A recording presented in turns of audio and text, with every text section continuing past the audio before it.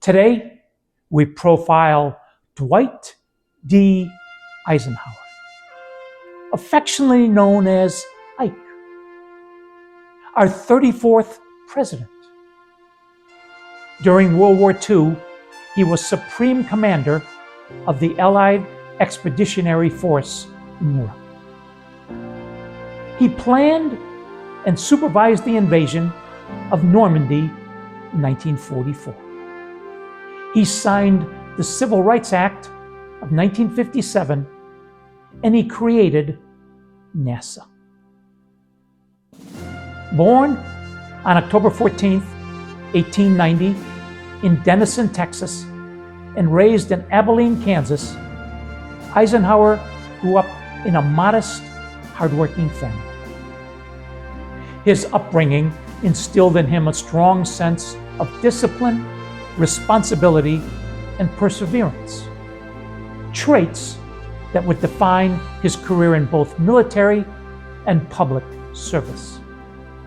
Eisenhower attended the United States Military Academy at West Point, graduated in 1915 as part of a class famously dubbed the class the stars fell on, due to the 59 future generals it produced.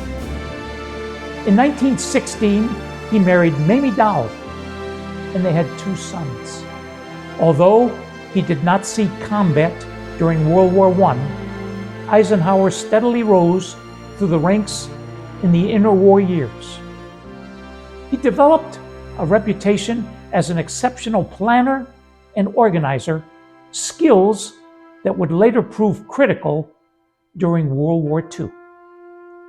His big break came during World War II when he was appointed Supreme Commander of the Allied Expeditionary Forces in Europe.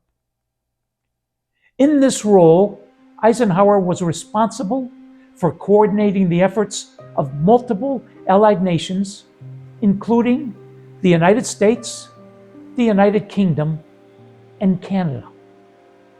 His leadership was crucial in planning and executing Operation Overlord, better known as the D-Day invasion of Normandy on June 6, 1944. This massive operation marked a turning point in the war, leading to the liberation of Western Europe from Nazi control.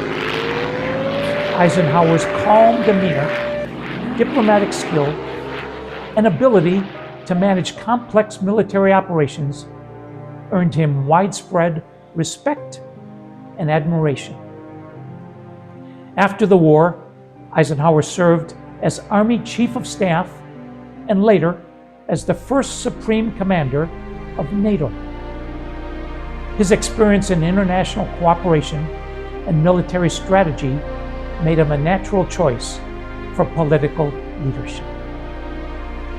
From 1948 to 1952, he was the president of Columbia University. Although he had never held elective office before, he was persuaded to run for president in 1952 as a Republican candidate. Campaigning on a promise to bring an end to the Korean War and to provide steady, moderate leadership, Eisenhower won the election over Adlai Stevenson in a landslide.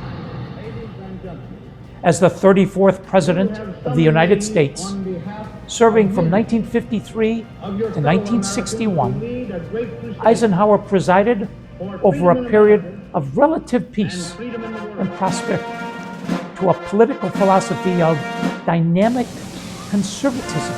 The faith we hold belongs not to us alone, but to the free of all the world. The American life given in Korea. One of his most significant achievements was the creation of the interstate highway system in 1956. It remains the largest construction of roadways in American history. It transformed American transportation, boosted economic growth, and reshaped the nation's landscape.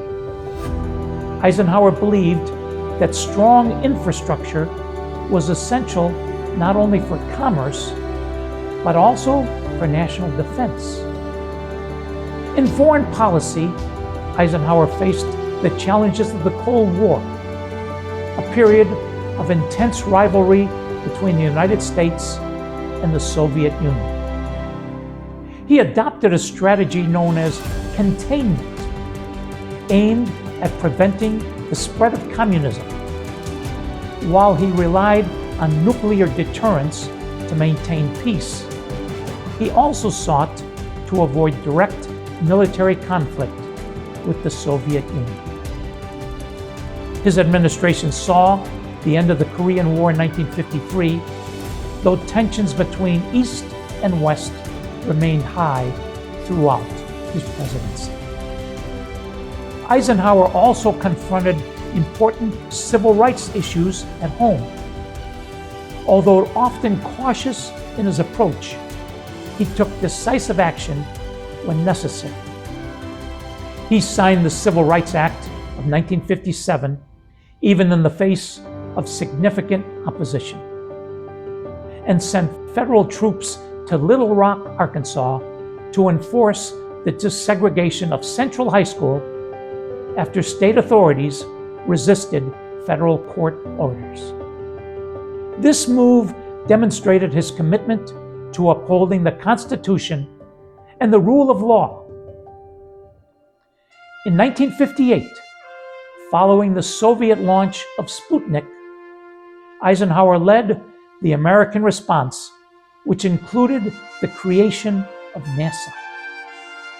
After serving 2 terms, Eisenhower left office in 1961 with high approval ratings. In his farewell address, he famously warned the nation about the growing influence of the military-industrial complex, urging Americans to remain vigilant about the balance between national security and democratic values. By the military-industrial complex. He loved to play golf and was a member of Augusta Country Club. He is the first president to be inducted into the World Golf Hall of Fame. Eisenhower retired to his farm in Gettysburg, Pennsylvania, where he spent his latter years writing and reflecting on his life and career. He passed away on March 28, 1969. His last words were, "I've always loved my wife, my children, and my grandchildren. And I've always loved my country. I want to go.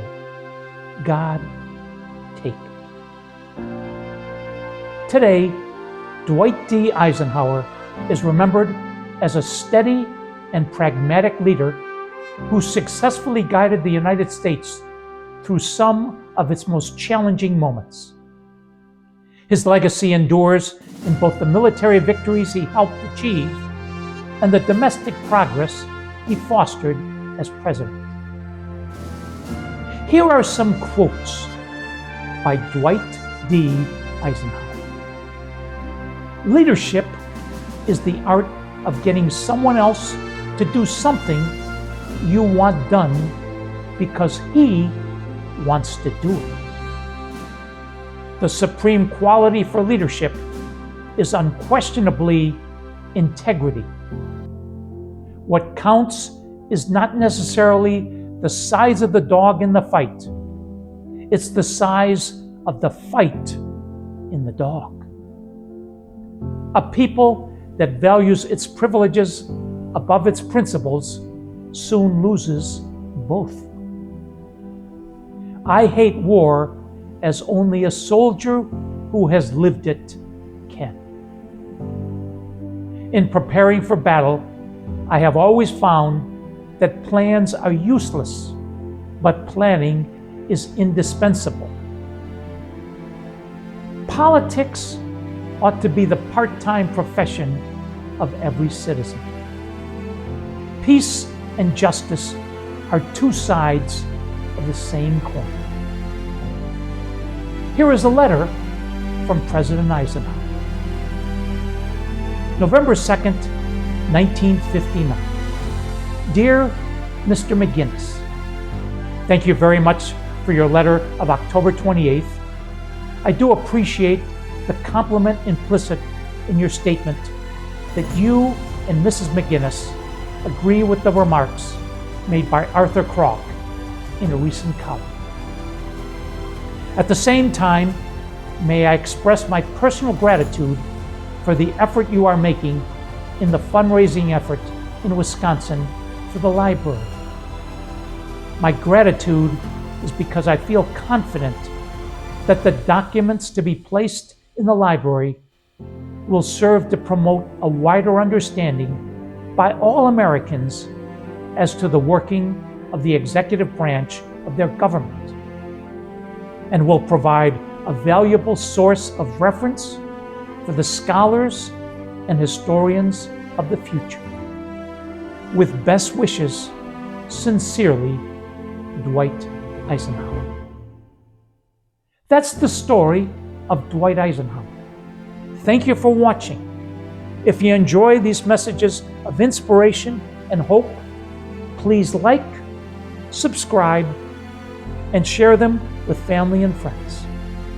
And until we meet again, please remember, with God, anything is possible.